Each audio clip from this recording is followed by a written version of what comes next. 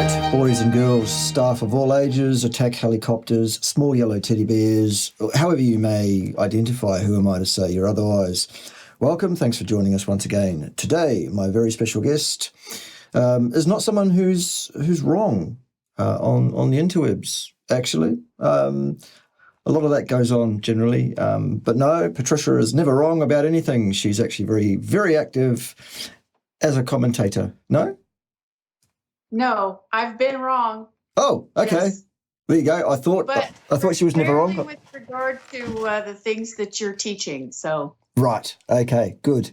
All right, well, Patricia is sometimes wrong, but never on my channel. She's always right there, and she's a very active commenter in the live commentary when we have presentations and things on the channel. So we're all familiar with Patricia, but this is the first time I've actually had her live and in person here. I say live, but actually there's a bit of a delay on the satellite. We are sitting on other sides of the planet, so if it is a bit awkward and we do talk over each other a little bit from here and there, that's why. Bear with us.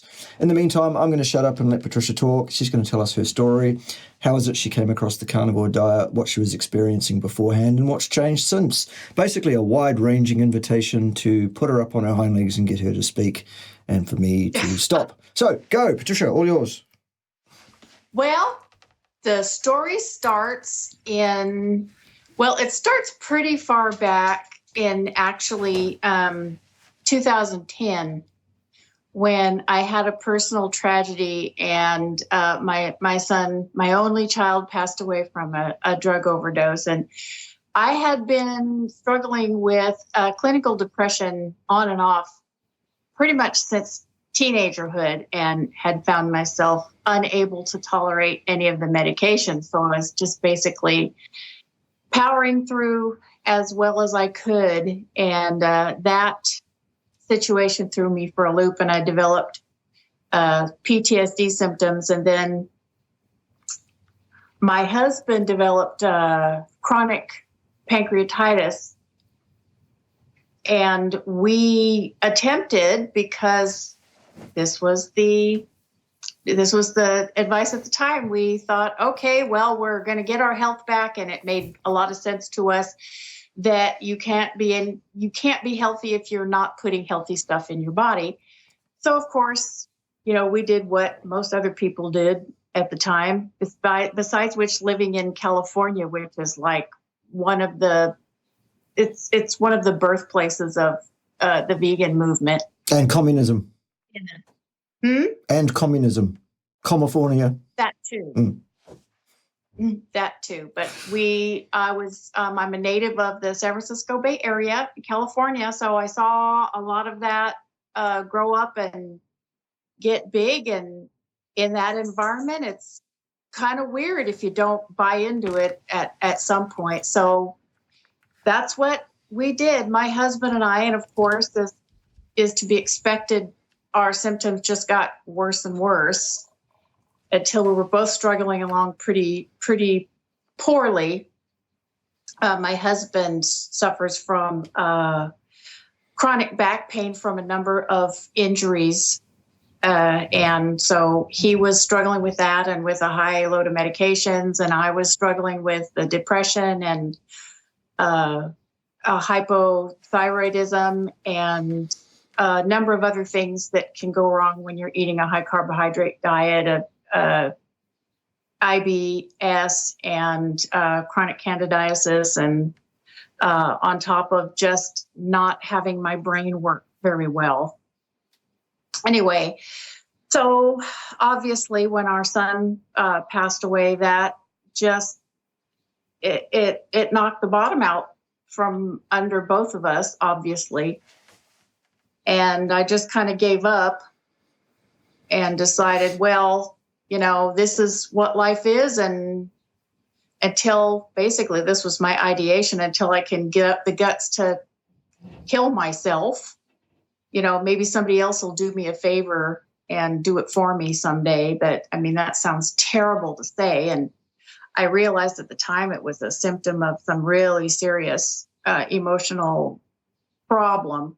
But I didn't feel like there was anything I could do about it. And then in 2015, my mom got sick, and I found some meaning in my life taking care of her until she passed. But then in the August of 2016, she passed, and in a really, really, again, traumatic way. She basically passed away in my arms from a burst aortic aneurysm. She was enrolled in a clinical trial at Stanford, but they could only take one patient at a time because of the nature of the trial that it was. And they basically just didn't get to her in time. So whatever gains I had made with my depression and recovering from my PTSD, that just went, out the window. And I found myself even worse off than I was.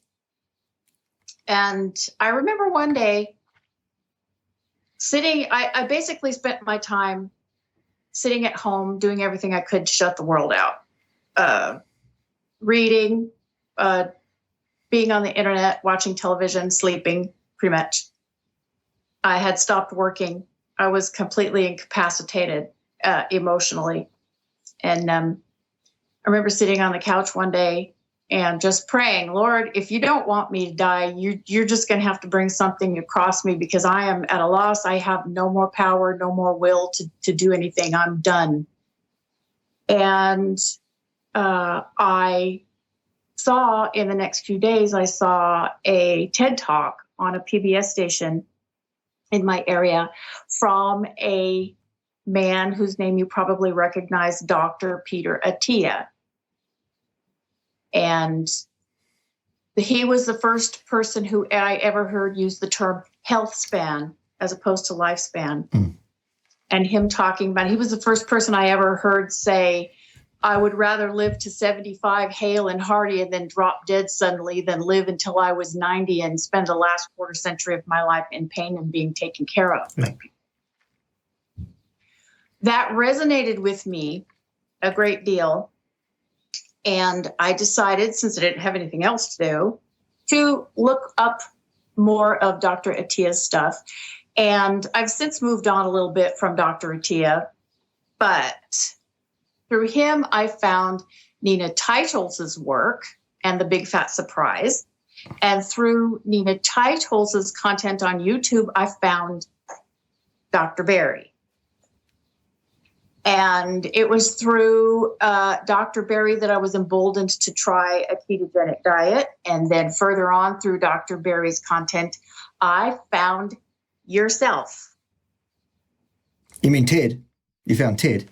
Of course. Well, actually, this was before Ted. Wow. There you go. You have been with me since the beginning. I've actually been following you, sir, since the autumn of 2018. Yep, that's when I started on YouTube. Yep.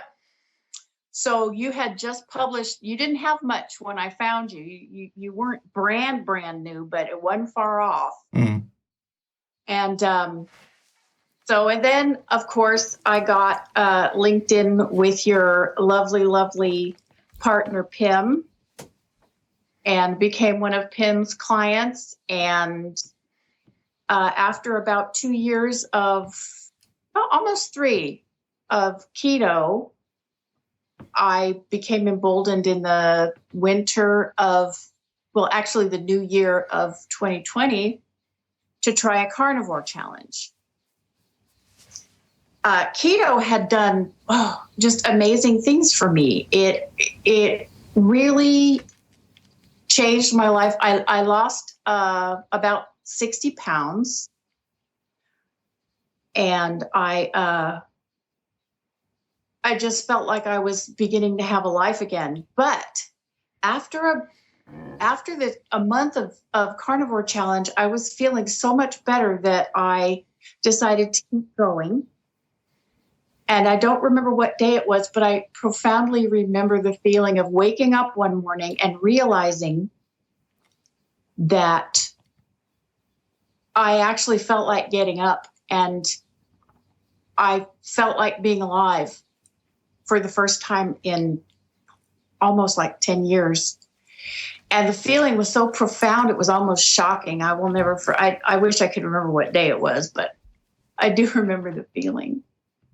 And I realized that it had to have been the meat, because that was pretty much the difference. It was the meat and getting rid of the last of the plants. And I wasn't eating a bunch of plants by that time anyway, because I was doing keto. But, well, you can eat a lot of plants on keto, but I wasn't, because it was interesting. The more meat I ate, the less I enjoyed the vegetables, which I've since come to understand is pretty typical. But since then, that was winter of 2020. I've been on and off adherent to carnivore since then, but I've continued to lose adiposity. I still have probably I'm guessing about 35, maybe 40 pounds of excess adiposity that I would like to see go. But at the same time, I've decided not to worry about it, because my life I have a life I no longer believed was possible. And it has everything to do with being emboldened to do exactly the opposite of everything every doctor I've ever had has told me to do. Flat out. Yeah. Absolutely. I used to be asthmatic. I don't take daily asthma medication anymore. I used to be hypothyroid, and I took thyroid medication. Actually, I don't really technically know if I'm hypothyroid anymore, because I haven't bothered to be tested, because I don't have any symptoms. And even if I am hypothyroid, according to the blood test, I don't give a shit. Yeah. Because I'm just, I don't need that. Well, I'm going to pay for testing. Anyway, the only thing that the hypothyroid medication ever did was make my doctor happy with my blood work. Yeah. That was all. I never had any difference in symptoms from whether I was taking the medication or not, in my perception. But anyway, but I don't take it anymore, and I don't worry about it. And frankly, I have a doctor that I have access to if I have something acute. But other than that, I stay away. Like, for instance, earlier this spring, I had I'm thinking it was hay fever, but I had an inflammation in my inner ear that made my chronic vertigo go crazy. And that was miserable, because I just couldn't do anything. And she was helpful for that. But other than that, no, I don't do blood work. I don't get advice from the doctor. If I'm sick, actively sick, I see her, and then we sort that out, and then we say goodbye. And she's been relatively cooperative, so I've decided to keep her. Excellent. Excellent. Good. All right. Well, great job on the weight loss that you were talking about there. Awesome. Well, what's your total weight loss now?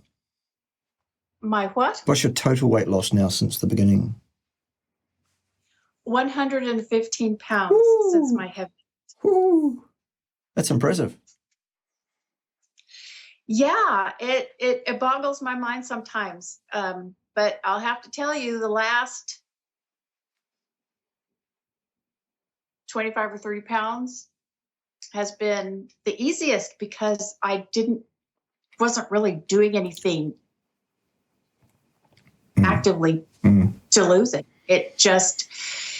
It went away as my body got healthier. So if you don't mind, I'm going to wet my whistle, because my mouth is very dry. Fill your boots up. Well deserved. What is it? What is that you're drinking? It is a flavored sparkling water. Excellent. San Pellegrino. Ah, yes. Yes, I see. No, unsweetened. Very good. Of course. Very good. The only improvement would be to let it go flat before you drink it, but hey, that's fine. Well, I like bubbles, and I'm not giving them up until I have to. So fair play. I'm the same with my coffee. I'm not giving that up too. Studies show that if you remove the coffee from your life, that is associated with a 100% reduction in any joy you might have left in your life. So, well, I agree with you. And the only reason that I'm not drinking coffee now is because it is after 5 o'clock in the evening, and I really do enjoy sleeping at night. all right. You're one of those people that metabolizes slowly the coffee. I didn't used to. I used to be able to drink all the coffee I wanted and still knock out whenever I felt like it. But with a little bit of age and a change, I think, in my metabolism from the diet, I've gotten a little more sensitive to it. So that seems to make sense to me. Awesome. All right. So any thoughts of going back to a balanced diet or a vegetarian diet or a vegan diet? I love the way you just laugh at that. Yeah. No? No, I am not going back. I say that every time somebody asks me. I am not going back. I tried every kind of health diet that you could probably think of. I eat supplements, whatever. It's not happening. Nothing has made me feel as good as just eating meat and fat. I've even started eating a lot of raw beef and enjoying it. So that grosses my husband out no end. I'm not sure we can be friends anymore. Like me to sit in the same room with him when I'm eating it. Fair enough. Yeah, Good. I knew that's how you would feel. I don't know. Yes. All right. So, given that you've been carnivore now for a goodly couple of years, first of all, I'll have to send my commiserations to your husband on your death from scurvy about a year and a half ago. Yeah, and I died from chronic constipation and heart disease too. So absolutely, yes. Not to mention bum cancer. Oh, that too. Yes. Yeah. Dreadful stuff. Right. All of that. Yeah. Yes. Good. He's working on dying from heart disease now because I've got him on a carnivore diet too. Oh, well, there you go. I mean, you might as well go together when you go. That's part of the fun. Yes. All right, good. That aside, I mean, that's, another slam dunk for the carnivore lifestyle. You're another N equals one. Just another anecdote, mind. Anecdotes, though. No actual evidence, just anecdotes is all we've got here. Yes. Shame about the fact that that's all we've got. That joke, of course, will fly over the head of most of my supporters these days because the person who we're taking the piss out of is no longer part of our lives. She's drifted off into the irrelevance that she should have stayed in her entire existence. Never mind. We don't miss her, do we? No, but I suspect she's faded into obscurity partly from her diet of wholemeal bread and peanut butter, but she probably can't master the strength to press the buttons on her smartphone anymore.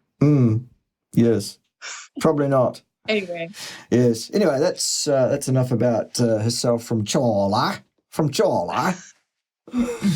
Dear, dear. I think also part of the issue with her in terms of her disappearance from this particular, I think she still has a presence on the YouTubes in a different guise, talking about different things. She's not talking about this area anymore. I think a lot of that had to do with getting herself in quite a bit of trouble with her employer, to be fair. Among other, because she wouldn't have stopped by herself, would she? She's not the sort that would actually have stopped unless someone said, stop. Anyway, there you go. I can relate to that too, by the way. I'm not going to stop either until I'm made to stop somehow. Anyway, that's for another day. If you don't mind, Patricia, let's get into something a little bit interesting here. Okay. Without giving away anything personal or with anything you don't want to tell us about in any way, why don't you give us a rundown of your experience of working professionally with Her Majesty Pym, Queen of the Pirates, first of her name, the unpoked mother of puppies? How did that go? Was that something that was worth your while? What was your impressions of all of that? Absolutely. I trumpet Her Majesty's virtues continue. I trump at Her Majesty's virtues, which is just quite different. You trump at them, Yes, yes. yes. I'm aware. Carry on, sorry. I hear about it. I'm sure you do. I'm sure that there are one or two trade secrets being swapped across the airwaves, but anyway, yeah. I try to be discreet. But Right. yeah, I hear about it. Okay. So, for anyone who may be having some difficulty in terms of their food choices, their ability to stick to a program that is health promoting, the avoidance of addictive substances such as carbohydrates and plant material and all of that, you'd recommend Pim as a good practitioner that can help somebody with that? I would say it is worth every dollar or whatever kind of peso you can scrape together to do it. Excellent. Really. I mean, if you have to put it on your credit card and pay it off over time, there are very few things I would advise people to get in debt for. But if you're struggling, yeah, do it. Do it. It's awesome. She helped me so much more than just with my food intake. And it's partly because I was really in denial that I was an emotional eater, and she helped me understand not only that I was, but exactly how I was and what the genesis of that was. And the techniques that she taught me are so broadly applicable. You can use them in so many parts of your life to just make things better. And I have done so. And the fact that she helped me get my eating pattern on track, and she emboldened me to actually go carnivore, really, a big part of that. And how do I put this? The fact that she emboldened me to go carnivore and the fact that she taught me the techniques that she taught me has had a ripple effect throughout my entire life. Really, there at this point, there's no part of my life going forward that Pim won't have touched. So it's profound. It's very, very simple, but it isn't easy. And it's very, very profound. So if you can do it, you can do it. Even if all people do is just watch her videos and follow the information that she publishes on YouTube, it will have almost as profound an effect, I would say. It's something you can practice for the rest of your life to assist yourself in doing what you want to do. Awesome. Well, thank you very much for the kind words. I'm thanking you for Pim in her absence. Well, she's not absent. She's actually sitting out on the deck in the sun right now as we speak. But what we'll do for everybody is we'll put Pim's contact details and a link to her fine, actually science-based channel underneath the show notes here in the video. I might even put it up on the screen as well if I can be bothered with the editing to do that.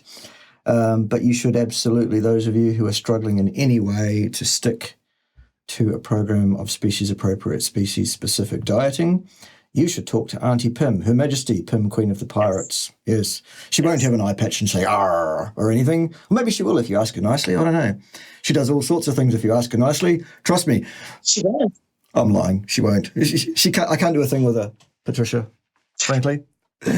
She's her own man and her own person, if you like, her own human. She won't be told anything by me or by Ted or anything else. No, and that's probably for the best. I would think so too. I wouldn't listen to me if I was me. Hang on. I've listened to you. Yep. So have a number of other people, including a number of prepubescent 12-year-old boys this week who actually haven't listened. Who haven't listened to a damn thing, actually. What they have done, though, is descend on my channel at large to tell me all about my parentage and stuff. It's been as funny as, really, really hilarious. But we'll talk about that more on the live stream on Saturday night, US time. Yes. So those of you who have not joined us as yet for a live Q&A session, that's when they happen, Saturday afternoon/evening, depending what part of the States you're in, if you are indeed in the States. If you're in Europe, it's somewhat later, well into the night. And if you're in the antipodes down here, it's actually Sunday morning, much, much earlier in Australia than here in New Zealand, where we'll be hosting it. Depending on what part of Australia you're in, it will be somewhat earlier to much, much earlier on the west. There you go. It's because the Earth is a globe and it spins like that. That's why all these time zones occur. It's round-like. Yeah, round-like. Yes, it is round. That's another one of my channels. It's about how the Earth is not one of those things. It's one of those things that does that and flies through space. And anyway, that's for another day. Tell us about the future, Patricia. What does it hold? How's your outlook? Where do we go from here? Because it was pretty dark at one point and now it's not. Oh, yes. All the inappropriate darkness is gone. I won't say it's never dark, but life is dark sometimes. But I feel for the first time in my life on a daily basis that I can, what's the word I want? Well, I can't think of it right now because I'm a tiny bit aphasic, but I feel like I can assert myself against the world and struggle against the world and make some headway for the first time on a daily basis, on a regular basis. For the first time in my life, I have a positive outlook on the future for the first time really in my life extended. And because of that, because of my newfound vitality and mood and all of that good stuff, I have started my own YouTube content entitled The Carnivore Hippie. Yes. Awesome. Carnivore Hippie. And there will be some information that I am putting out, but it's not going to be a fine science-based channel. It's going to be a fine experience-based channel and with a smidge of spirituality thrown in there because that's just my shtick. Cool. And I'm going to be sharing my experiences. I'm going to be talking about some of the greater controversies that exist in the nutrition space at the moment, like, calories and salt and protein and many of the other things that people like to argue about, mostly pointlessly, and just share with people my own thought process and how I basically logicked it out by listening to various and sundry people and how I came to the determination to do what I have decided to do, which has served me well. So everything that I say on there is my own opinion. Brilliant. So if I'm sure there will be no end of people once I'm thinking positive, once I get a little more exposure, I'm sure there will be no end of people telling me I'm stupid and don't know what I'm talking about. And that's fine. They can say whatever they want because I'm the only one who knows what I'm talking about when it comes to my personal experience. Absolutely. Fully support that in every way, shape and form. So the Carnivore Hippie, we'll link that underneath the show notes as well, so you can click directly on it and go and sub there. In fact, because so many people will be watching this, they'll all fly over there immediately, won't you, boys and girls, and subscribe immediately. Absolutely. Because if you don't... I expect a big uptick in subscribership after this. Exactly. If you don't, I shall send Ted, and he will bring his rubber truncheon. Yes, he will.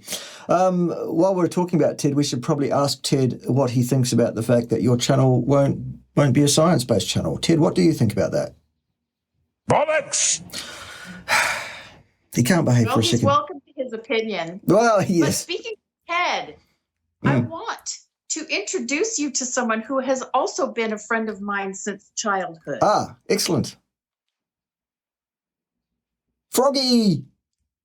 This is Francois. Francois, His yeah. French, as you can tell. Mm-hmm. He's French. And he is a recovering vegan. You can tell he's a bit sarcopenic. Yes. But he's making a steady recovery on a species-appropriate diet of. Oh, come over here, move, Ted. There we go. The lag is making me crazy. Yeah. He's making a good recovery on a species-appropriate diet of minnows, snails, and various flying insects. Excellent. Yes, Mm. and Yes. Salut! Très bien, François! And all that. Very good. Very good. he's nonverbal. Yes, So. yes. He's obviously very, very happy though with the world, so that's a good thing. He is. He's much happier now that he's on the mend. Yes. So I wonder, Ted, have you got anything you'd like to ask François at all? What, are you retarded? Oh, God. He can't behave for a second. This is why I won't pay Ted's appearance fee, frankly. He's just... he's unbelievable. It's one of those facts of life that is what is. And if we struggle too greatly against it, this is part of what I do in my channel, spiritual self-acceptance. Some things in life, they just are as they are. And if we struggle too greatly against them, we only do ourselves damage. Absolutely. And one thing, I think that struggling too much against Ted is probably not a wise idea. I've learned to let him have his way, frankly. He's a law unto himself, just as is Pim. Clearly as is your good self, Patricia. And rightly so. All power to you. Keep doing that. In the meantime, we'll close off there because our time has allotted. Thank you so much for your valuable time. It really is good to get as many N equals 1 as we can so that it all adds up to N equals many, many hundreds of thousands. Thank you for being here. Appreciate it. Any closing words? Peace, love, and meat. In that order. In that order. Very good. Okay. Appreciate it. Thanks, Patricia. See you on Saturday PM. See you on Faps. For live Q&A, where Her Majesty Pim, Queen of the Pirates, will be back in the director's chair, and Ted will be twiddling the knobs as usual. See you then. Ciao for now. Bye-bye.